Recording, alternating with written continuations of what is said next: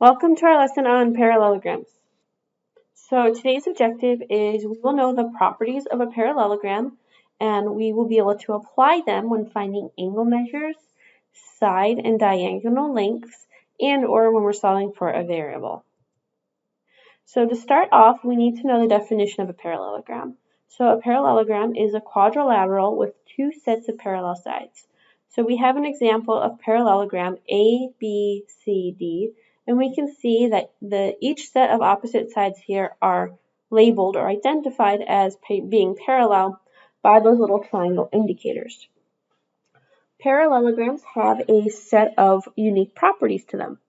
So the first property is that opposite sides are parallel, and that just comes straight from the definition that opposite sides are parallel. Our next property is that the opposite sides are congruent.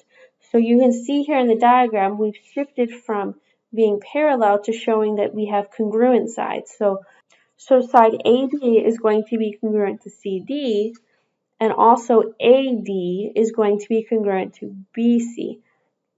So the sides across from each other are going to be congruent now. Another property of parallelograms is that opposite angles are congruent. So opposite angles, you're going to kind of go diagonally through and across that parallelogram. So we can see here they're color-coded for us. Angle A is congruent to angle C, and angle B is congruent to angle D. And the angles also have another property that consecutive angles are supplementary.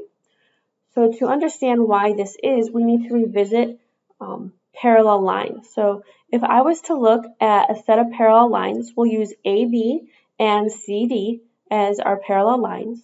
I could draw the transversal BC in as a line, and now I can see that that blue angle B and the green angle C make a pair of consecutive interior angles. And consecutive interior angles we know to be supplementary. In other words, we can add those two angles up to equal 180. And that applies for all of these angles. So any blue and green angle in this diagram will add up to be 180. The blue and the green are going to be supplementary. And parallelograms also have diagonals, so segments that are connecting vertices that are not next to each other. So in this case, their diagonals would be AC and BD, and those are going to bisect each other. So they're going to cut one another in half. Now these are not congruent diagonals, but they are bisecting. So AC gets cut perfectly in half and BD gets perfectly in half, but each individual piece inside is not going to be congruent. Okay, so just make sure you're aware of that. All right, so let's look at a couple of problems dealing with parallelograms. So here's example 1. Notice on the top right, I have our properties listed so we can refer to those. This problem wants us to solve for each variable. So what you want to do is identify, are we looking at sides, angles, or diagonals? And that's going to lead you to what you're going to be doing mathematically. Well, these are sides. So if we look at our properties, we can see that opposite sides are parallel and opposite sides are congruent. Those two properties relate to the sides. If something's parallel, that just means they don't intersect, but that doesn't tell me anything that's going to help me algebraically with solving. So we're going to look at the property of opposite sides being congruent. So opposite sides are congruent means that HD is going to equal AN and HA will equal DN. Those two pairs of sides are opposites. Okay? And the property being opposite sides are congruent. Once we've identified that property and written that geometry statement out, okay, we can go ahead and just plug in the algebra, the expressions. So HD is 35 and AN is Y. So that one's already done. Okay? And then we'll do HA is 18 and DN is negative 2x plus 8. So this one we need to solve for x. So subtract 8 from each side. and then divide by -2. So we'll find that -5 equals x. And that would bring us to the end of our problem. We have solved for each of our different variables here. Okay, example 2, now we're looking at angle measures. Remember, we're going to put side lengths on the outside of our diagrams, and angle measures are going to go inside. So we know that these are angle measures. So we want to look at our properties, again, up here on the right, and find the properties that relate to angle measures. Well, we can see that opposite angles are congruent, and we also know that consecutive angles are supplementary. So let's start off with that first one, that opposite angles are congruent. So if opposite angles are congruent, that means angle P is equal to angle A, and also that angle Y equals angle L. And again, that's opposite angles are congruent.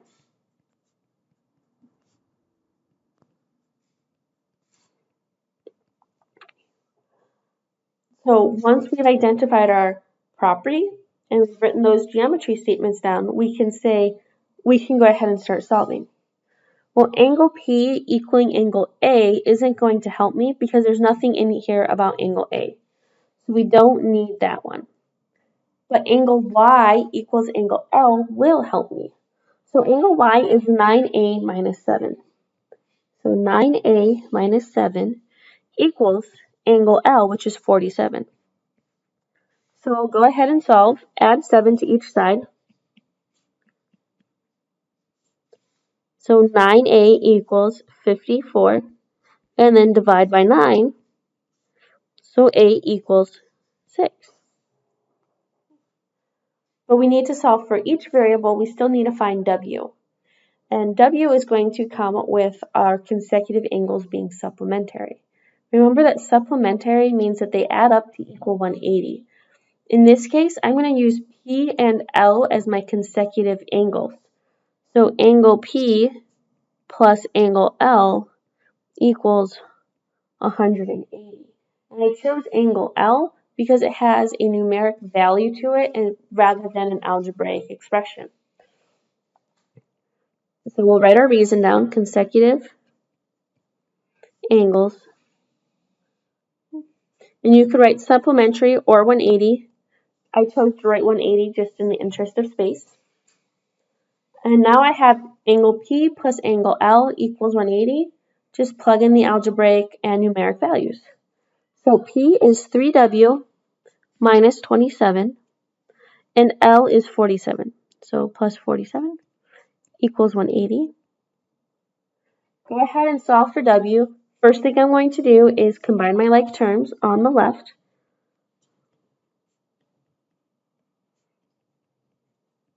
And then subtract 20.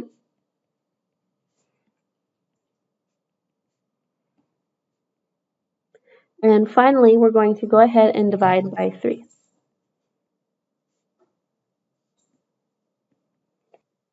So W would equal 53.3 repeating, or you could just leave it as 160 over 3, because there's not an exact decimal for it.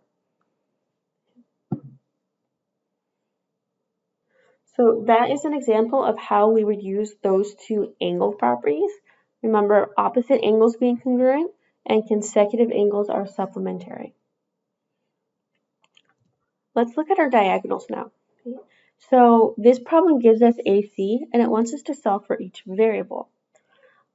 If I want to start off with AC, so AC is the whole length here, and that is 24. So AC is going to relate to EC, which is 4W. Because these diagonals bisect, we can say that AC equals 2 EC. Remember that bisect means it's cutting it perfectly in half. So each piece of that diagonal is congruent. So I can take 2 of those to give me the whole length of AC. And our reason, diagonals bisect.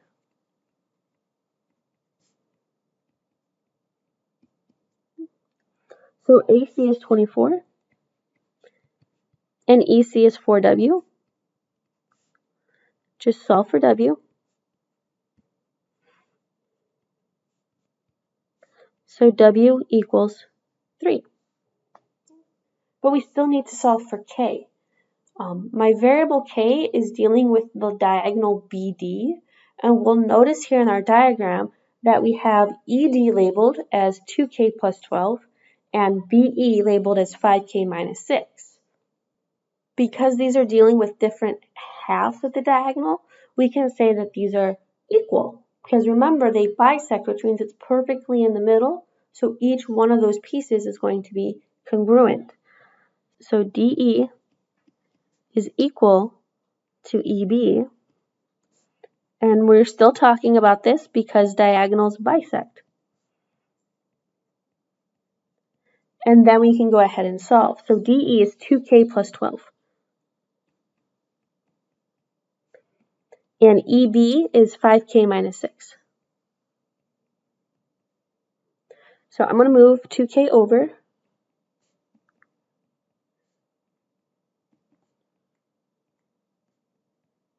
Add 6 to each side.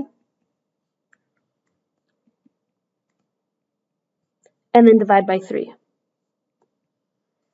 So 6 equals K. So now it's time for you to try. So this first example is all about diagonal and side lengths, so segment lengths. And this is considered rapid practice, so there's no algebra that you need to do. Just go ahead and find those 4 segment lengths there on the right. Hit pause, do the problem real quick. Okay, so let's talk about the lengths of these segments. So AB is this top side of our parallelogram, and we know that opposite sides are congruent, so he is congruent to DC, which is 30. CB is the right side of our parallelogram, who is going to be congruent to AD because those are opposite sides. So CB equals 8. Our next segment is ED. ED is part of my diagonal. So that diagonal is going to be congruent to the other side of that same diagonal. So ED is going to be congruent to BE, and BE is 11.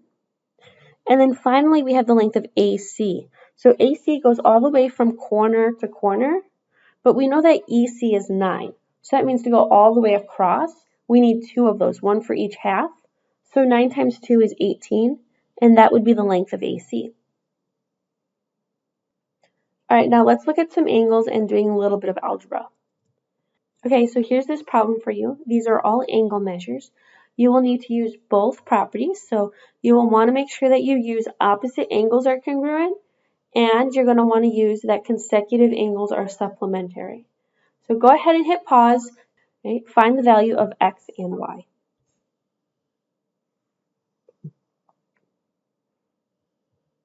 Okay, so welcome back. I gave you guys a way to start and said use opposite angles congruent first. So opposite angles being congruent, we can't use angle A to help us on solving this because angle S does not have any value or expression to be of help. So what we're going to use is we're going to use angle P and angle W. So angle P equals angle W because opposite angles congruent.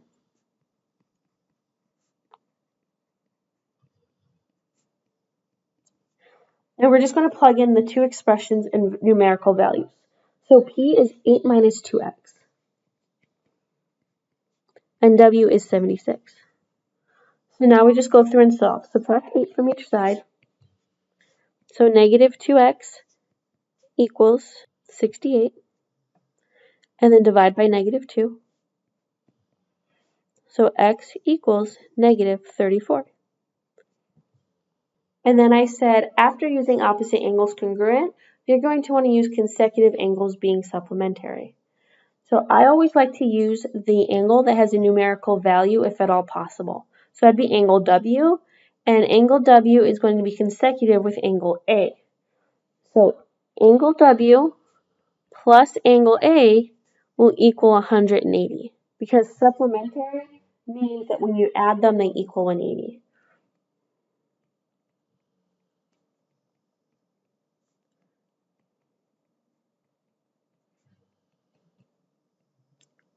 So now just go ahead and plug in the value. So angle W is 76 and angle A is 4y. So solve, subtract 76 from each side,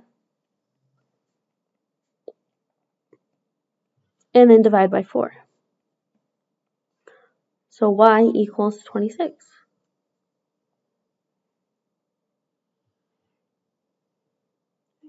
Nicely done. We have one more thing to talk about, and that is a rapid practice problem where we're filling in a lot of angles. So we're going to do this one together. So when we do this problem, what we're going to do is we are going to try to fill in all these angle measures first, and then we'll come over here and deal with these blank spaces that they're looking for. Okay, so to start this problem, look for any relationship you can find. I like to look for any linear pairs, so I see right here in the center, 93 is going to be a linear pair on either side, okay, on the right or the left of that intersection. And a linear pair, remember, means that they equal 180. So all I need to do is 180 minus 93, and that will give me 87, okay? And now I can use vertical angles to go across from here. So vertical angles to fill in the rest of that center. The other thing you want to make sure that you remember are things such as like the triangle sum theorem. Why that's important is, notice if I look here on this triangle on the left side of this parallelogram, I know two of the angles. That means I can find the third because we know all three angles need to add up to equal 180. So we're going to take and add up our two angles. So 31 plus 87 and plus x is going to equal 180. So we'll go ahead and we'll solve for x. So 31 plus 87 is 118 plus x. And then subtract.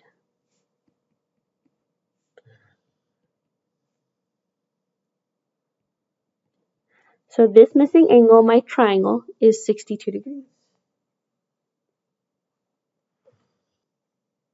Okay, so now we're going to use this piece of information of angle J as being 114.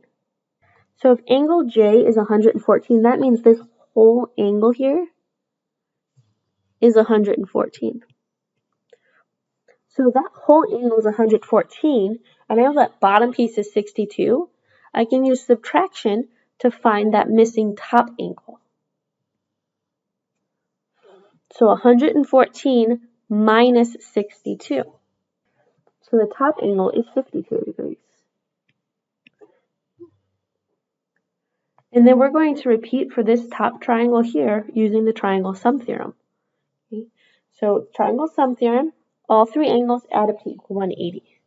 So 52 plus 93 plus y equals 180.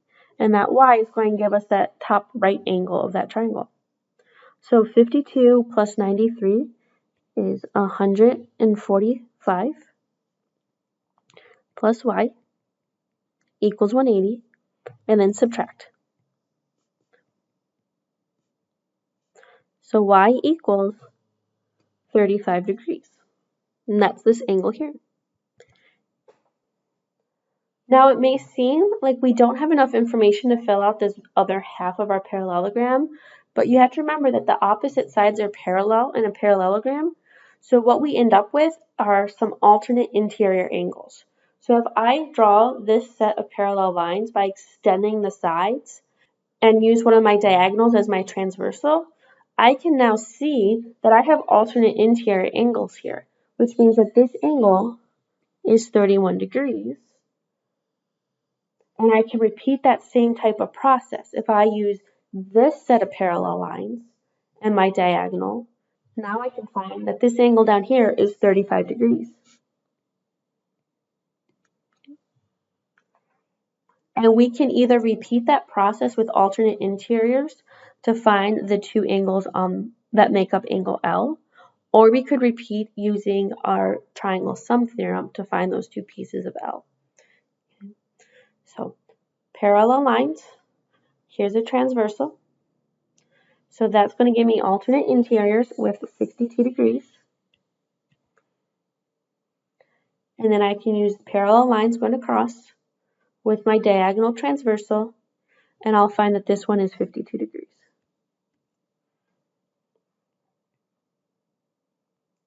All right, so now we can, once you have filled out your parallelogram and all the angle measures, come over and fill in the blanks.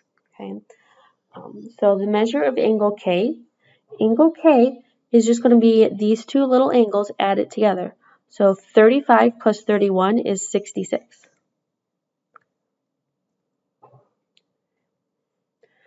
Angle L. Okay. So angle L, we can add up these two angles, 52 and 62. Or we can look at angle L, and we know that angle L is the opposite of J, which means that those two angles are congruent. So that's 114 degrees. And then we have angle M. So angle M, we can add those two smaller angles up and find that it is 66. But you could also use that consecutive angles are supplementary. So 66 plus 114 will also give you 180. So there's a lot of ways you could approach these. But again, we want to make sure that we're remembering our different angle pairs, in particular our linear pairs and vertical angles, as well as our alternate interiors. And then also using our triangle sum theorem when we're filling out all the angles here, okay? So that's going to lead us into what do we need to remember? So things to remember, one, are make sure you know your properties of parallelograms, okay? Opposite sides are congruent, opposite angles are congruent, your consecutive angles are supplementary, and that your diagonals bisect. So you're going to need to make sure you know those. And then also make sure you're referring back to that prior knowledge that we just talked about. All your different angle relationships with parallel lines, linear pairs, vertical angles, and especially your triangle sum theorem. Okay, so that's going to wrap up our lesson on parallelograms.